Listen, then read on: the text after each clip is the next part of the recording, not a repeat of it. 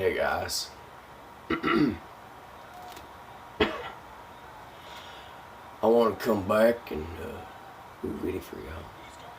I want to do a book reading, actually. This book. See, I'm no Nazi. I hate fascism. This book calls it out. See, this book is about, let's see. Oh, by the way, I got some notes in the back. But it's over 300 pages, essentially, about 350. I want to do 4 readings. So let's start. Scientific racism is older than one might imagine. As early as 1727, the Earl of Boulogne-Villars tried to argue that the noblemen of France represented the descendants of an original superior race, the long-headed Northern Franks, whereas the lower estates of French society were descended from subjugated Celtic Gauls. Boulogne-Villars' doctrine was intended to support the claims of vested nobility against the critics of noble privilege. Critics of the privilege turned to quite another metaphor to explain the origins of human intuitions and character. Philosophers championing a new and enlightened liberalism argued that it was nurture rather than nature, that it was responsible for determining man's state.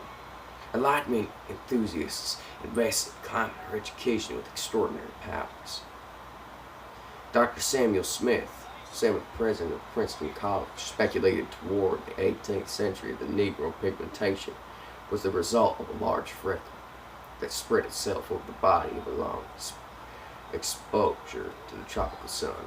Dr. Benjamin Rush speculated that all babies were born white, and that distinctive coloration of Negro rose from a mild form of leprosy, from which a certain former slave named Henry Moss said being undergoing spontaneous cure. Now, ain't that interesting? People actually believed that that black people existed from large freckles. That's a terrifying notion. A retarded one, I think. I wanted to read you some passages every now and again from this book. It's very important because it teaches us what society can do with just thought of science and practicality, not even belief or hatred, but belief and hatred comes after to justify the means.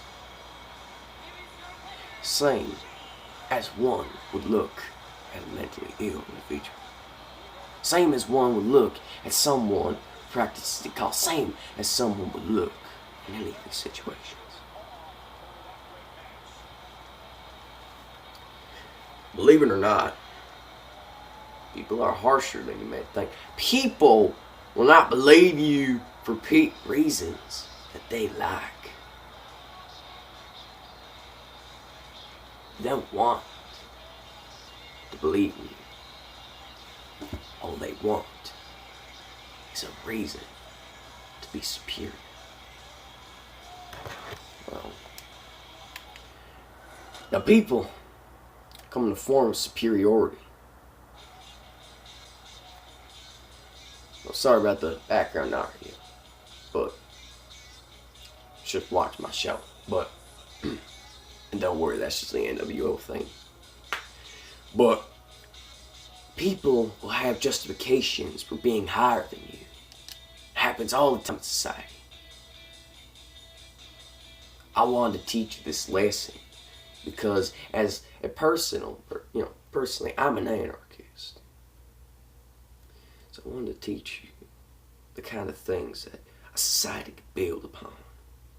Hatred, fear, loathing, science. All these things. Maybe not science, but most of these things are terrifying. Because science will lead to it. So will faith.